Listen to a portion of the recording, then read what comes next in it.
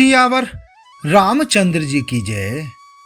रामायण अयोध्या कांड द्वितीय सोपान मास परायण का 20वां विश्राम भाग 14। प्रभु के चरण कमलों की वंदना करके तथा श्री राम जी की आज्ञा को सिर पर रखकर भरत शत्रुघ्न दोनों भाई चले। मुनि तपस्वी और वन देवता सबका बार बार सम्मान करके उनकी विनती की। लखन ही भेट प्रणाम करी सिर धरि सिय पद धूरी चले से प्रेम असीस सुनी सकल सुमंगल मूरी। फिर लक्ष्मण जी को क्रमशः भेंट कर तथा प्रणाम करके और सीता जी के चरणों की धूलि को सिर पर धारण करके और समस्त मंगलों के मूल आशीर्वाद सुनकर वे प्रेम सहित चले। छोटे भाई लक्ष्मण जी समेत श्री राम जी ने राजा जनक जी को सिर नवाकर उनकी बहुत प्रकार से विनती और बड़ाई की और कहा कि हे देव, दयावश आपने बहुत दुख पाया, आप समाज सहित वन में आए, अब आशीर्वाद देकर नगर को पधारिए। यह सुन राजा जनक जी ने धीरज धरकर गमन किया। फिर श्री रामचंद्र जी ने मुनि ब्राह्मण और साधुओं को विष्णु और शिव के समान जानकर सम्मान करके उनको विदा किया। तब श्री राम लक्ष्मण दोनों भाई सुनैना जी के पास गए और उनके चरणों की वंदना करके आशीर्वाद पाकर लौट आए। फिर विश्वामित्र, वामदेव, जाम्बली और शुभ आचरण वाले कुटुंबी, नगर निवासी और मंत्री सबको छोटे भाई लक्ष्मण जी सहित श्री रामचंद्र जी ने यथा योग्य विनय एवं प्रणाम करके विदा किया। कृपा निधान श्री रामचंद्र जी ने छोटे, मध्यम और बड़े सभी श्रेणी के स्त्री पुरुषों का सम्मान करके उनको लौटाया। भरत मातु पद बंदी प्रभु सुचि स्नेह मिली भेटी विदा कीन सजी पालकी सकुच सोच सब मेटी। भरत जी की माता केकई के चरणों की वंदना करके प्रभु श्री रामचंद्र जी ने पवित्र निश्चल प्रेम के साथ उनसे मिल भेंट कर तथा उनके सारे संकोच और सोच को मिटाकर पालकी सजाकर उनको विदा किया। प्राण प्रिय पति श्री रामचंद्र जी के साथ पवित्र प्रेम करने वाली श्री सीता जी नैहर के कुटुंबियों से तथा माता पिता से मिलकर लौट आईं। फिर प्रणाम करके सब सासुओं से गले लगकर मिली। उनके प्रेम का वर्णन करने के लिए कवि के हृदय में हुलास अर्थात उत्साह नहीं होता। उनकी शिक्षा सुनकर और मनचाहा आशीर्वाद पाकर श्री सीता जी सासुओं तथा माता पिता दोनों ओर की प्रीति में समाई बहुत देर तक निमग्न रहीं। तब श्री रघुनाथ जी ने सुंदर पालकियां मंगवाई और सब माताओं को आश्वासन देकर उन पर चढ़ाया। दोनों भाइयों ने माताओं से समान प्रेम से बार बार मिलजुल कर उनको पहुंचाया। भरत जी और राजा जनक जी के दलों ने घोड़े, हाथी और अनेकों तरह की सवारियां सजाकर प्रस्थान किया। सीता जी एवं लक्ष्मण जी सहित श्री रामचंद्र जी को हृदय में रखकर सब लोग बेसुध हुए चले जा रहे हैं। बैल, घोड़े, हाथी आदि पशु हृदय में हारे शिथिल हुए परवश मन मारे चले जा रहे हैं। गुरु गुरुतिय पद बंदी प्रभु सीता लखन समेत फिरे हरस विस्मय सहित आए परननी के।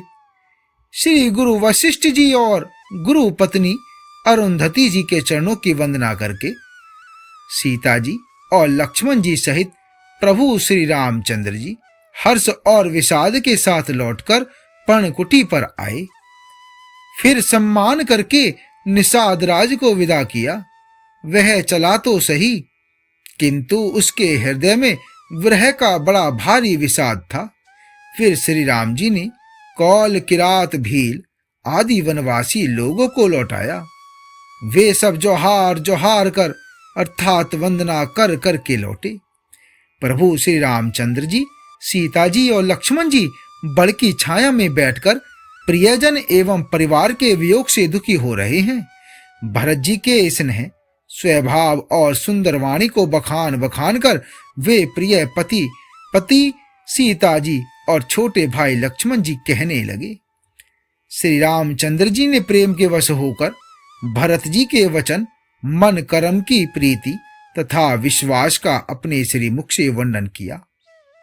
उस समय पक्षी, पशु और जल की मछलियां, चित्रकूट के सभी चेतन और जड़ जीव उदास हो गए।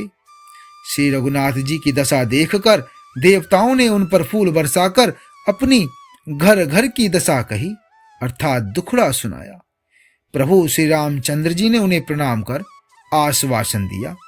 तब वे प्रसन्न होकर चले, मन में जरा सा भी डर न रहा। छोटे भाई लक्ष्मण जी और सीता जी समेत प्रभु श्री रामचंद्र जी पर्णकुटी में ऐसे सुशोभित हो रहे हैं मानो वैराग्य, भक्ति और ज्ञान शरीर धारण करके शोभित हो रहे हों। मुनि, ब्राह्मण, गुरु वशिष्ठ जी, भरत जी और राजा जनक जी, सारा समाज श्री रामचंद्र जी के विरह में विहल्ल हैं। प्रभु के गुण समूह का मन में स्मरण करते हुए सब लोग मार्ग में चुपचाप चले जा रहे हैं। जमुना उतरी पार सबु भयऊ, शोभा सरु बिनु भोजन गयऊ। उतरी देव सरि दूसर बासु, राम सखा सब कीन सुपासु। पहले दिन सब लोग यमुना जी उतरकर पार हुए। वह दिन बिना भोजन के ही बीत गया। दूसरा मुकाम गंगा जी उतरकर गंगा पार श्रृंगवेरपुर में हुआ। वहां राम सखा निषाद राज ने सब सुप्रबंध कर दिया। फिर सई उतरकर गोमती जी में स्नान किया और चौथे दिन सब अयोध्या जी जा पहुंचे। जनक जी 4 दिन अयोध्या जी में रहे और राजकाज एवं सब साज सामान को संभलवाकर तथा मंत्री गुरु जी तथा भरत जी को राज्य सौंपकर सारा साज सामान ठीक करके तिरहुत को चले।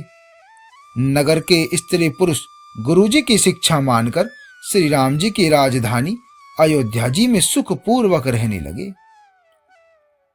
राम दरस लगी लोग सब, करत नेम उपवास। तजी तजी भूषण भोग सुख, जियत अवधि की आस।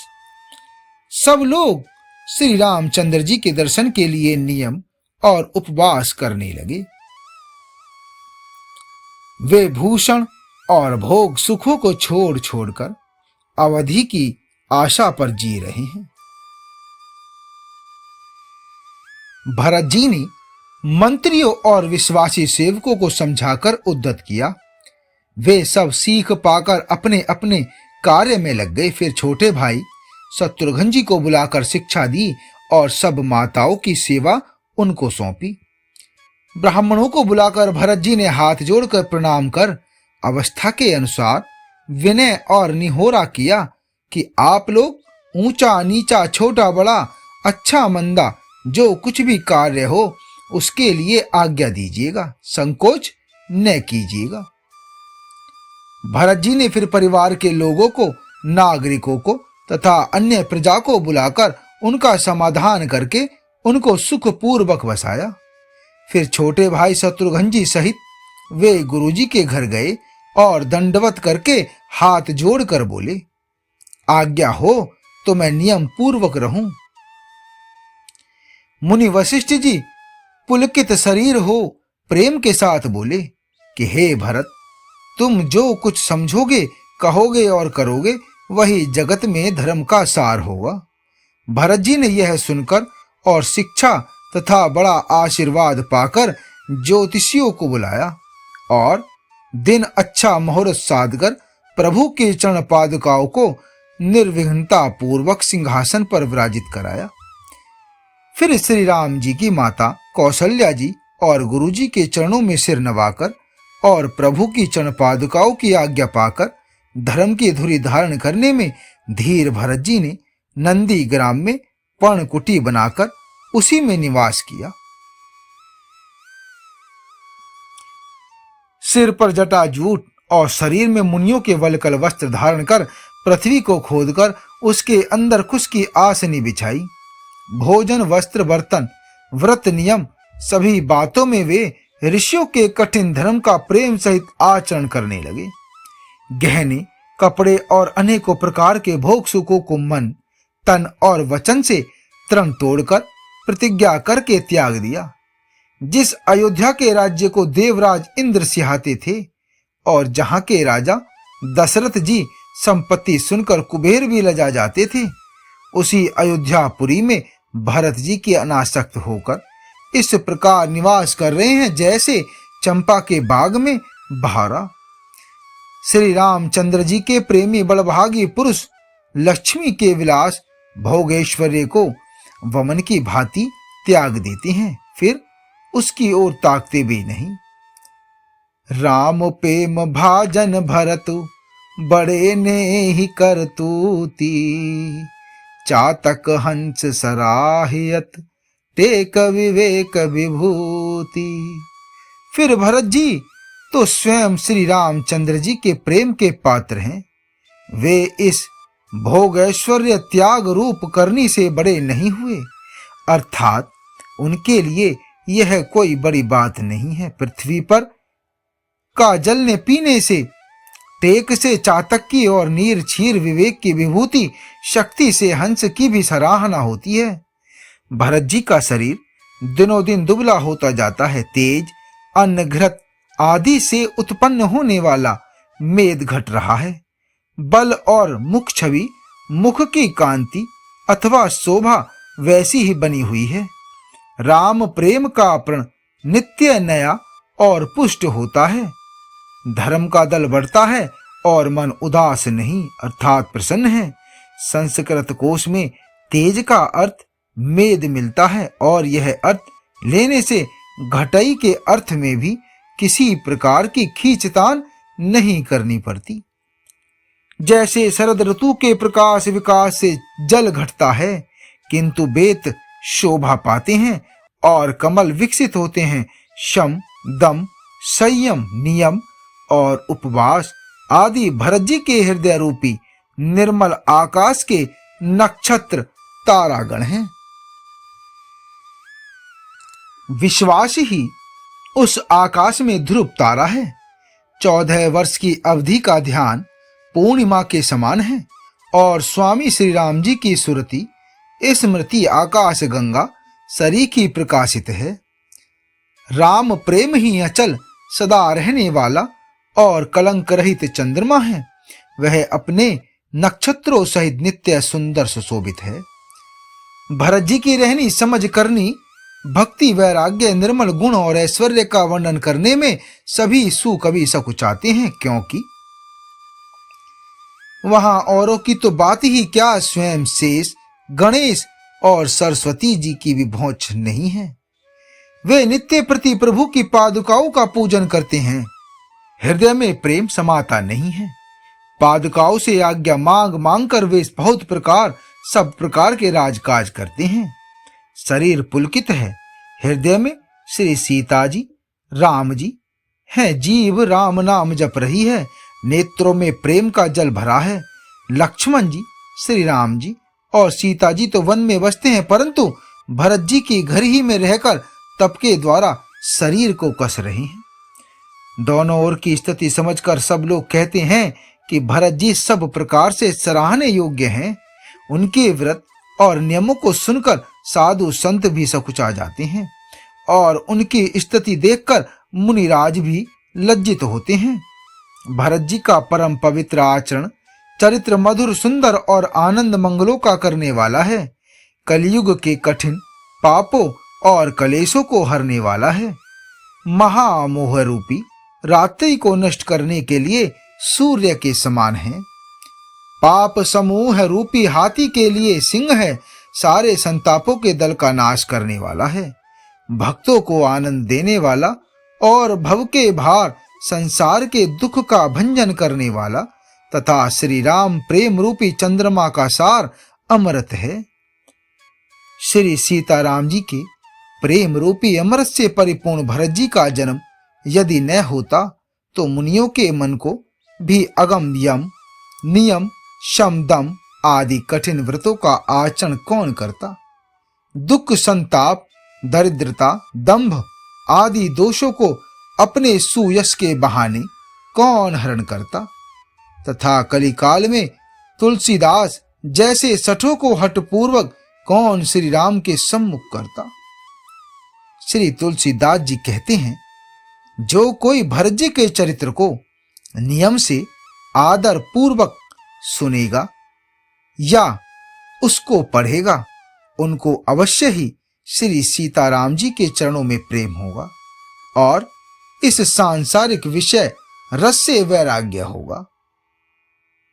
आगे का मास परायण का 21वां विश्राम तृतीय सोपान में अयोध्या कांड संपूर्णम। जय श्री राम।